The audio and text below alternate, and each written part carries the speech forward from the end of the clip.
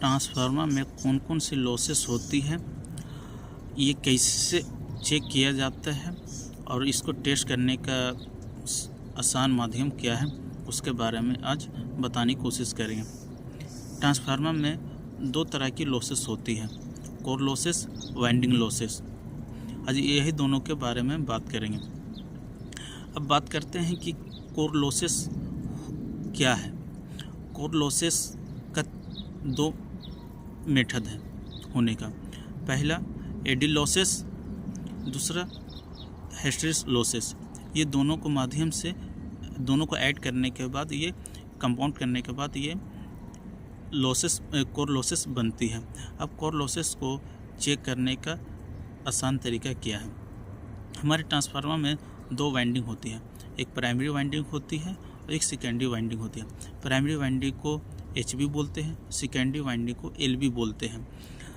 अब हम क्या करेंगे कि प्राइमरी वाइंडिंग की तरफ जो सर्किट है उसको ओपन रखते हैं और सेकेंडरी वाइंडिंग जो LV साइड है उधर रेटेड वोल्टेज यानी 440 वोल्टेज अप्लाई करके हम इसको चेक करते हैं। तो अब चेक करने का आसान तरीका यह है, 415 वोल्ट हो गया या 440 वोल्ट जब सेकेंडरी वाइंडिंग में जब अप्लाई करते हैं तो उसके साथ साथ एमीटर लगाते हैं और वोल्ट मीटर लगाते हैं। और जब इस कोर में जब सप्लाई अप्लाई करने के बाद तो करंट मीटर का काम क्या है, वो करंट मेजर करेगी और वोल्ट मीटर में वोल्ट शो होगी। तो वोल्ट मीटर में जो वोल्टेज शो होती है उससे पता चल जाती है कि इसमें कोर लॉसेस कितनी हो रही है। और अब एक बात और आती है कि ये हमारे जो ट्रांसफार्मर है इसको LV साइड ही से अप्लाई क्यों किया गया और प्राइमरी वाइंडिंग को ओपन क्यों रखा गया। इसका मेन कारण ये है कि प्राइमरी वाइंडिंग को हाई वोल्टेज होती है।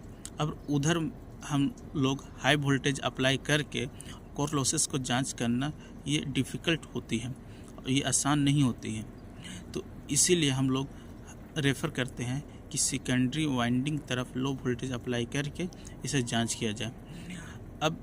अब हम इसको अपोजिट करते हैं कि प्राइमरी तरफ से हम सप्लाई अप्लाई करें और सेकेंडरी को ओपन रखेंगे तो क्या क्या इसका खामियाजा होगी, क्या क्या नुकसान हो सकते हैं, क्या क्या सेफ्टी लेनी पड़ेगी और कितनी खर्चा आ जाएगी इसी जांच को करने में। पहला रीज़न ये है कि हमें CT लगानी पड़ेगी और CT लगाने से सोल्व नहीं हो जाती। CT के साथ इसे एमीटर भी लगाना पड़ेगा उसी रेंज के हिसाब से और PT भी लगानी पड़ेगी। वोल्टेज कैसे नापेंगे, ये हाई वोल्टेज होते हैं, 11 के भी हो गया, 330 के भी हो गया। इसको मेज़र करना वोल्ट मीटर एमीटर से संभव नहीं है, इसीलिए हम लोग को CT और PT को लगाना बहुत ज़रूरी होती है। तो हमें पता चले कि इसमें वोल्टेज अप्लाई कितनी हो रही है, वोल्टेज कितनी है, फिर करंट कितनी फॉलो हो रही है। और इसके सेफ्टी पर्पस से भी देखा जाए कि हाई वोल्टेज से चेक करना ये बहुत रिस्क हो जाता है। इसीलिए हम लोग रेफ़र करते हैं कि ये प्राइमरी वाइंडिंग को ओपन रखें और सेकेंडरी वाइंडिंग की तरफ वोल्टेज अप्लाई करके इसे जांच किया जाए।